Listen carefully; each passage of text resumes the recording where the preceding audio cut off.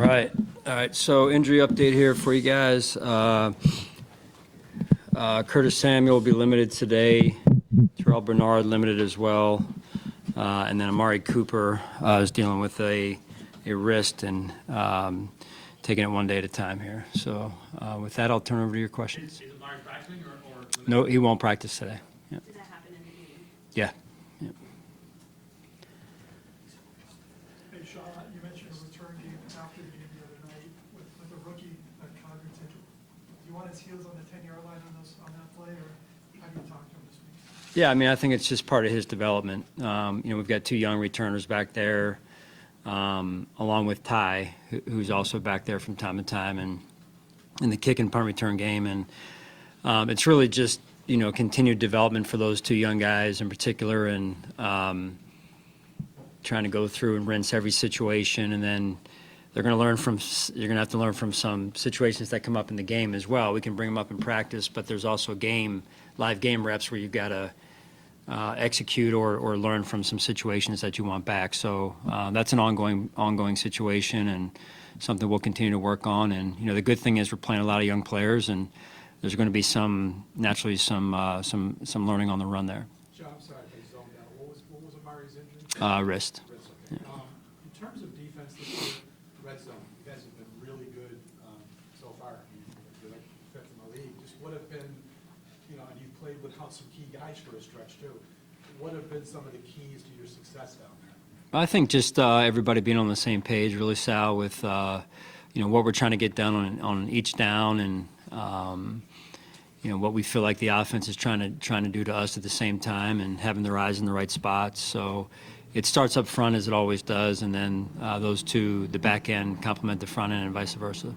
What do you see Tua making a difference now that he's back with that offense? Yeah, I think they're back to being that offense that we know, and so explosive, so dynamic, so potent in what they do and how they do things. I think Coach McDermott does a great job of putting them into great positions, and so they're very tough. What has been the key, though, of being able to have success against them over the course of years with Tua starting in that offense? I think just overall, holistically, I think playing good complementary football certainly helps, keeping their offense off the field. But overall, just doing what we can to win it, to win each play one down at a time, really. Sean, the sales question, specifically the run D near the goal line, one of the best in the league. I think you guys allowed 2 touchdowns on 11 carries, 3. Bless you. Yeah, sorry. What's been unique about that goal line run D this year that's been so successful? Yeah, I think just pad level more than anything. When you're talking about playing well up front, it starts with pad level. The guys are doing a good job of learning how to play with their hands more and more each week, and that's a technique thing as well, and philosophical thing for us. So they've done a really good job with that, and have taken a lot of ownership of that. When you say pad level, you mean getting low, actually? Yes, yeah, knee bend, pad level. You have a guy like Greg Rousseau, who's 7 feet 8 or whatever he is. He's been one of the keys for this. For him to be able to get low the way you need him to, how impressive is it? Yeah, it's very impressive. Those, the taller guys, one is Greg, as you mentioned. It's a challenge for them to get to the position of having their eyes under the opponent's eyes to create the proper leverage that they need. And so, Greg, I know Greg being one of the guys it's something he works hard on, and along with some of the other taller players that we have as well. Sean, is Bond here and practicing today? Yes. Yeah. On the change in the CBA where he was able to be here on the facility some halfway through his suspension, how did you see that play out? Like, is that helpful? What is that kind of like? I think it is. I mean, we won't really know. This is our first time going through that, so we won't really know. But I would say from what I've seen over the last couple of weeks, it gives the player a chance to, number one, from a mental health standpoint, be back around his teammates. And then number two, from a physical health standpoint, do what he can to get himself ramped up a little bit as he comes off the suspension. Sean, besides his work ethic and habits that you mentioned before. I'm sorry. Who? What? Besides work habits Yeah. and work ethic and Yeah. habits, what makes Khalil Shakir such an efficient receiver? When you look at his catch percentages, off the charts. Mhm. Now What does he do that makes that possible? Well, I think he just really embraces the growth mindset day to day of I want to get better. Here's what I'm focused in on. This is my level of preparation and trying to make sure that I'm doing my 111th. And he takes a lot of pride in that. And I just think that you've watched him over the years come into his own and not feeling like he has to be somebody else, but really just be himself and the best version of him. Sean, you talk often about winning the line of scrimmage. How would you assess where the offensive line is midway through this season, collectively as a group? Yeah, I think they're doing a really good job, Jay. I really do. I think we've got 5 guys up there that are all reading the same book, week to week, play to play, and that's important. The communication that takes place on the practice field, in the meeting room with Coach Cromer and Coach Gund and Millie in there as well. It's there's really one voice, but it's a consistent message across the board, which is important. John, it looks like Dorian has obviously taken a step from year 1 to year 2, but is he still battling some inconsistency at times? There's some, he makes flashy plays, but then he kind of gets lost sometimes. Is that his biggest problem at this point? I think I have my own inconsistencies, so. So do I. Yeah. So no, it's a young player in year 2 of his development, and there's a lot that goes into playing the linebacker position and playing it well. And I think we all have seen those flashes of what he's capable of, but then like anything else, Khalil, Dorian, myself. There's still things to work on, and Dorian's focused in on those things as we move week to week here. Sean, what do you do during the week to try to nip these penalties and the magnitude of them in the bud? Well, you've got to be intentional about it. So it's it starts with truth and awareness of you can't do this, and the standard, the expectation, and then 2 is we're intentional about it. Going out on the practice field. I'm one referee out there, right? And it's hard to see everything. And we had officials here through the spring and through training camp, multiple sets, and it was great to have them. But they all have their other jobs they're doing now, and so I'm the only referee out there and can't see everything. So the staff has to do a really good job in the film review, if not on the field. As well, but also in the film review after practice of not just looking at scheme and fundamentals, but also, where are we with pre-snap and where are we with some of the techniques as it relates to the penalties that we've gotten. Have you seen some commonality? 2 of the last 3 games, I believe, double-digit penalties. Have you seen some of the same patterns, or has it kind of been different stories for different games? No, I think there's been some overlapping areas that. When you play aggressively, number 1, you're going to get some penalties.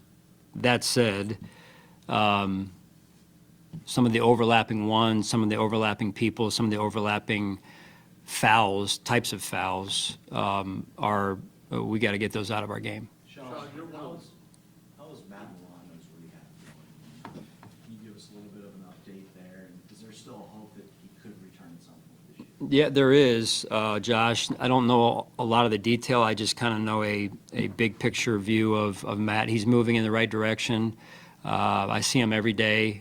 He's one of the leaders on our football team, and I've even felt that I may have mentioned this last week. So I felt that more this year even than I did last year.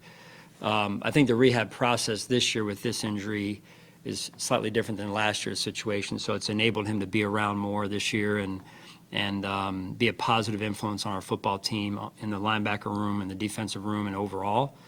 And you see him on the sideline during games too, and his influence is important down there for me and for us. So I think we're moving in the right direction. Any more detail on that I couldn't give you right now. Sean, you're one of 18 teams that had a 4-game edge through week 8 since Sweet on your division. Do you find that unusual in the age of parity, and what's it say about maybe the AFC East or what the Bills are doing? I don't worry about it really. You know, I worry about what we do, and we drive from here to home and back. You guys know the drill, so but that's good. That's what's kind of good too, is I don't really know who's doing well and who's not, other than just things that we need to work on and things we can get better at. Sean, there was some hidden yardage in special teams in the game Sunday. Yep, yep. Punt goes out of bounds at the 9. I think you guys drew 2 penalties on the other end as well. Can you just kind of talk about that unit when maybe you went 31-10, not a lot of talk about that happening and how that impacts the game? Yeah, I thought there were a couple big plays. Appreciate you bringing that up, Sal. It's you know, those guys, they go kind of under the radar quite a bit with their play, and you know, we talked about some of the decision making we have to improve on week to week as we move forward. But the core of what we're doing, I'm really liking, and I think Coach Smiley, Coach Harkey have done a really good job of taking our players and the roster and finding the right pieces for those players, or the right positions for those players, because they're somewhat all different, right? Other than the kicker and the punter and the long snapper, there's kind of moving chess pieces around week to week to see what guys are good at and using them in the areas that they're strongest in. And I think that's important in finding you know, your rhythm as a special teams group, and they've done a good job with that. And the players are starting to really, I think, you know, develop an identity on special teams, which takes some time as well when you've got some new players. And on that note, sorry, Joe Andreessen had a big hit on a kickoff. A guy like that who doesn't play a lot gets an opportunity. You know, what does that do for him and for that unit? Yeah, well, it helps build trust, really. I mean, just when you handle special teams the right way, and let's face it, all these guys are used to being a big fish in a small pond, most all of them, if not all of them. And so when you embrace that type of role and take your play to a certain level, a certain standard, that builds trust around the building just in how you're handling your special teams role, right? So you're responsible over a little. Sometimes it grows to being responsible over a lot. So, Sean, yeah, you're good. when you mentioned the Dolphins earlier being kind of back to who they are with Tua back, how much can you take from what they did during the stretch without him on offense when you're, you know, going through their film and just seeing what they did? Are you able to pull that much from that, or does it feel like you have to kind of throw some of that out since they were without Tua? No, we look at everything. You know, there's been, I think, roughly 5 games that they've played since we've played them. So, yeah, we look at everything. Again, I think Coach McDermott does a great job, along with his staff, of being really creative and putting these guys in positions and making a lot of big plays. And the speed that they have, as I've said before, is unmatched around the league. Sean, what do you think? You're good. Go ahead. Just about Keelan halfway through, where Yeah. he was in the process of getting adjusted to the NFL and his You know, some of the other young guys' names were brought up. I think he's another one that continues to develop and continues to take steps of growth and development, and both in the pass game but also in the run game. And real pleased with what he did last week, and you know, just the awareness of knowing that there's more work to be done. I think we'll continue to see more and more of his best game going forward here. Thanks, guys.